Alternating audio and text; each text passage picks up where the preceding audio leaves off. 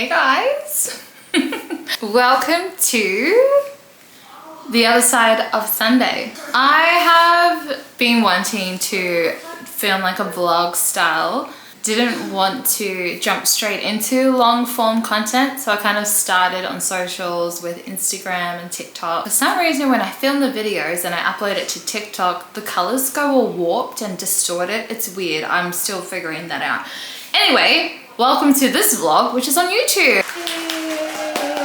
Other side of Sunday. So I actually got that name from ChatGPT.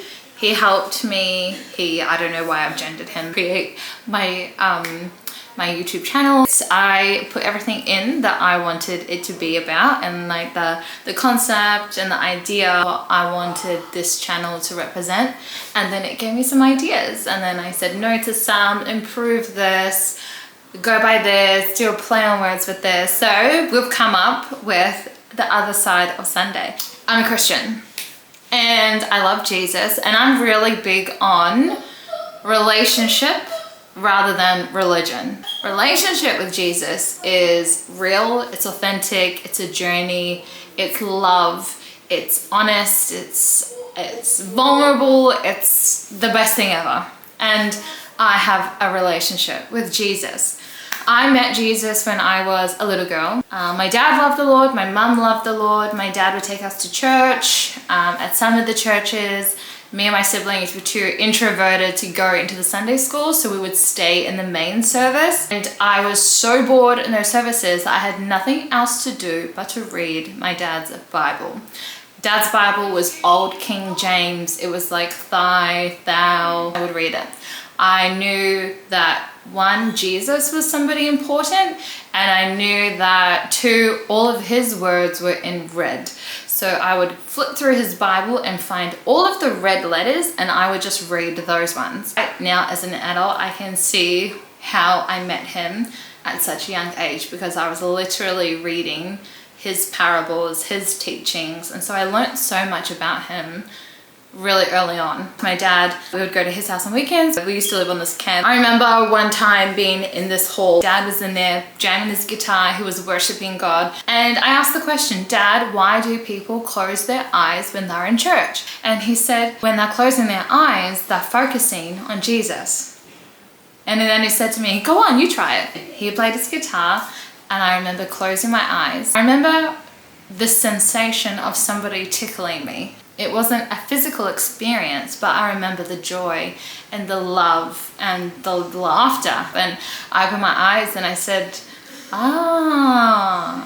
that's why. So I had these encounters with Jesus personally as a little girl. Fast forward to my teen years. I was introduced to alcohol and marijuana, and ever since that moment, I switched paths. He would give me ideas and instructions, and I would listen to them.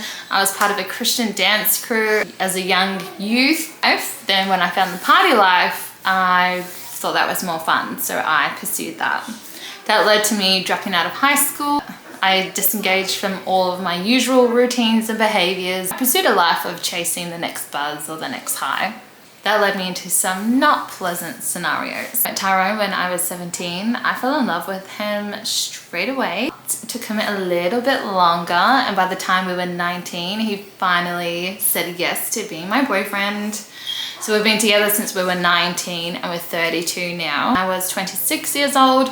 My best friend invited me to a Hillsong conference in Sydney. She paid for my ticket to go and wrote me this beautiful letter and said, hey, in 12 months time, we're going if you can organize the kids. But at this point, we had 3 children. During this timeline of partying, I still knew who Jesus was. If he came up in conversation, I would talk to people about him. I would listen to worship music every now and then, but I wasn't living my life for him.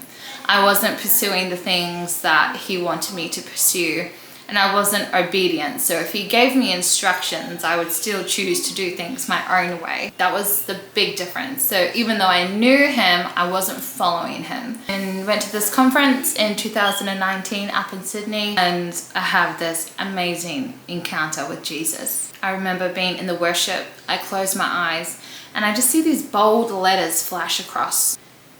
And it says unremarkable.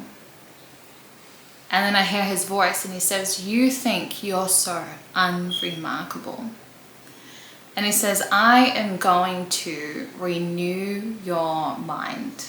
My life completely changed. There was a massive switch again. At this point in time, I'm smoking weed every day. I'm drinking and partying every weekend. My relationship with Ty was literally on the rocks. We had 3 young children. My mental health was rapidly declining. The darkest space that I had ever been in my whole life. I just felt like he had come to meet me and take me out of that. It goes over, I think it was 3 or 4 days. We had accommodation there, and so all day, every day, you're just in this environment of Jesus. It was this amazing environment to be in so that God could minister to me without the distractions or interruptions from anything. He said that he was going to renew my mind. I really believe that he had renewed my mind that night. Like, I was like, oh my gosh, this is so amazing. I'm a different person. Like, this is the best thing ever. God gave me so many prophetic words. Share a couple of them. I remember one vision that I was having, my eyes were closed again during worship. Just in this moment of surrender where I was like, God, I just want to give you everything. And I started trying to like think of what I could give him. And when I just reached inside me, all I was bringing out was like mud and dirt and sludge and gunk. And I just thought like, Lord, I have nothing to give you, like there's nothing. I remember him reaching out and he was just taking it. He would take it. He said, yeah, give me that. Yeah, I'll take that. Yeah, I'll take that. I'll take that. And he was just taking all of this gunk that I had. And I remember being in tears because it's all I could offer him, and yet he would take that. And he did, he took it. And then he transformed it into gold. He transformed it into something amazing and magnificent, and he would give it back to me. And I suppose you just think like,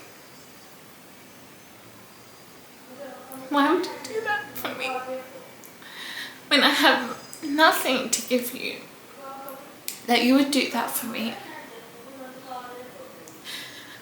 This is a moment of transformation.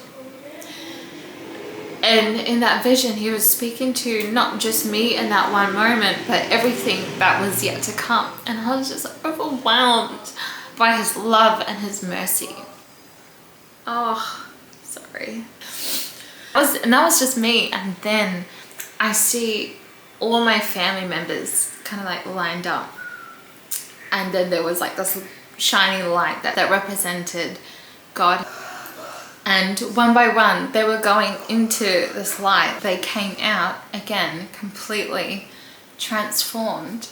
They came out lit up and glowing and full of joy, just completely transformed. Their whole demeanor, their whole outlook, just everything had been bedazzled after being through this Holy Spirit. And I knew that this wasn't about just me. This was going to be for my whole family as well. And again, I was just so overwhelmed by his love. And if you fast forward today, that is exactly what is happening right now. If you know, you know.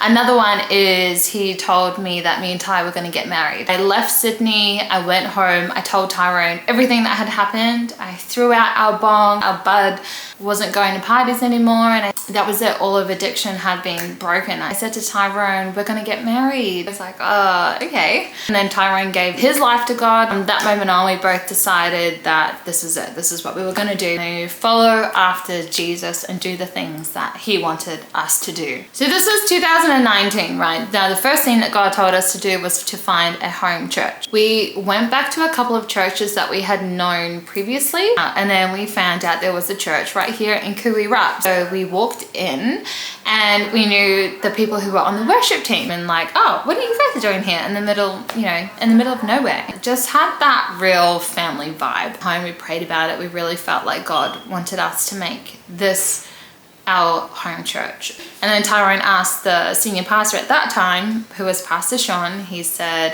we need to get married. Would you marry us?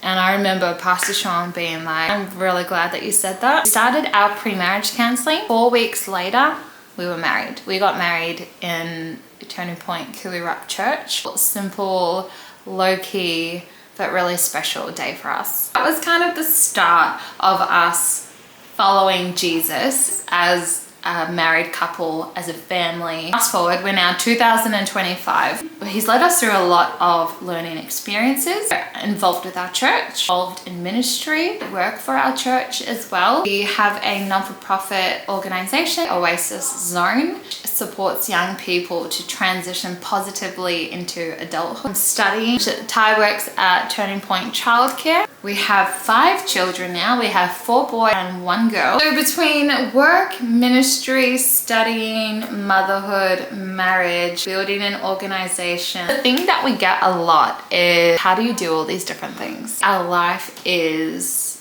quite full, but we also do find time to have just downtime. But the biggest thing is why, and it's because Jesus has asked us to. We're just living in obedience. We're just following Jesus. It's amazing. Learn to do things in his strength rather than your own. When you live a life that is reliant on his instruction, things that are possible are beyond our understanding. And you can't explain that till you've experienced it for yourself. I thought it would be really cool to see kind of like the behind the scenes of all of that. What living a life for Jesus is like. Different spaces that you find yourself in, it's crazy. Everyone's journey is different. We all are called to different things, different desires, different personalities, different giftings. I think so what I'm doing may not necessarily be for you. And my heart is that you might take something away from this. And ultimately, my heart is that in all of this, God gets all the glory. See Christians, you see them in church, you see the Sunday service, but there is so much more to following Jesus than a Sunday service. So this is the other side of Sunday. It's not polished, it's crazy. I don't even know how I'm gonna be able to fit vlogging and editing into my time. You know what? God willing, he'll make time. To do this, I'm just gonna make videos as life lets me. I got ChatGPT to generate a tagline. What was that? Somewhere between the calling and coffee. Gonna be a mixture of all the behind the scenes, everything that we do. It's not gonna be like a glamour, it's not gonna be like a luxurious life of glam, but it'll be real. I think it's interesting. I love it. I love everything. And I want other people to be able to tap into everything that God has planned for them. And by witnessing somebody else do it, it might inspire you to grab hold of everything that he's placed on your heart. Just do it. Just do it. You know, and just do it. Just do it. The first one, I don't even know when the next one will be coming out, but I will keep trying to vlog. I'm still getting used to like carrying a camera around. I'm starting to get more confident doing it with my phone. A phone is more normal to see out, but to bring out like a whole vlogging camera is like, that's like another level of, yeah. And then I'm gonna make an intro. I'm gonna do that next. All the branding, edit this video. Anyway, I love you guys, bye.